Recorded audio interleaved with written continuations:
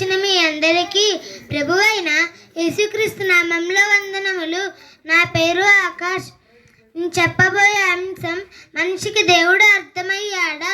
పాఠ్యాంశరి మనిషికి అయ్యాడా.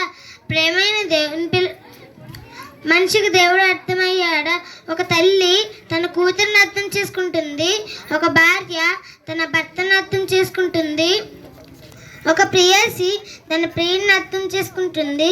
ఒక టీచర్ తన స్టూడెంట్ని అర్థం చేసుకుంటాడు. ఇలా మనిషి అందరినీ అర్థం దేవుడిని మాత్రం అర్థం చేస్తున్నారు. ఎన్ని చేసినా ఎంత ఇచ్చినా మనిషి దేవుడిని అర్థం చేసుకోవడానికి బదులు అపార్థం చేసుకుంటున్నారు.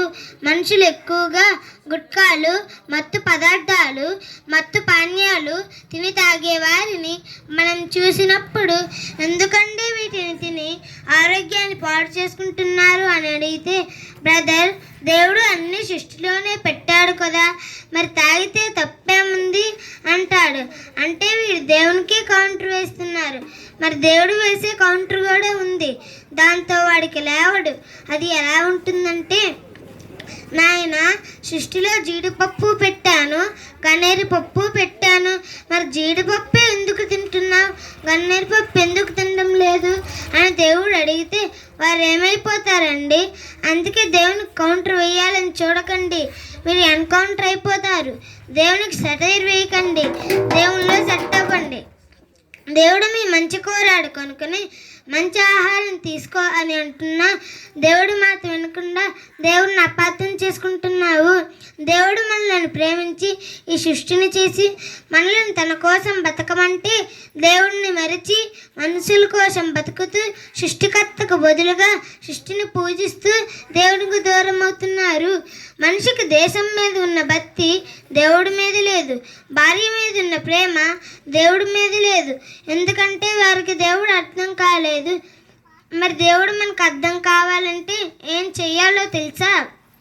కీర్తనలు 1వ అధ్యాయం 2వ వచనం ప్రకారం, కీర్తనలు 1వ అధ్యాయం 2వ వచనం ప్రకారం, యెహోవా ధర్మశాస్త్రమందు ఆనందించుచు దేవారాత్రము దాన్ని ధ్యానించువాడు ధన్యుడు అన్నాడు. అంటే దేవుడి వాక్యాన్ని ఆనందంతో చదవాలి.